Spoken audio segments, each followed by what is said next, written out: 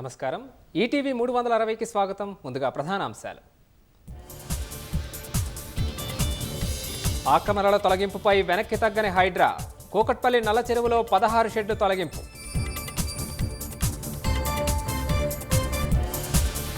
అమీన్పూర్ మున్సిపాలిటీలోనూ ఆక్రమణల కూల్చివేత. పటేల్గూడ, కిష్టారెడ్డిపేటలోని విల్లాలు, భవనాలు నేలమట్టం.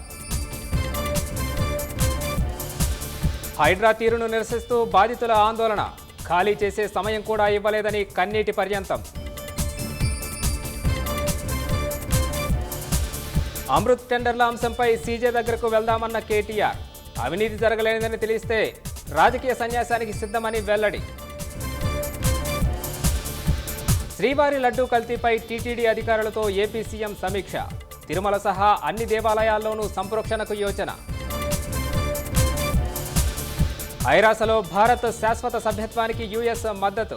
బైడెన్తో మోదీ చర్చలు ఫలించాయన్న విదేశాంగ శాఖ.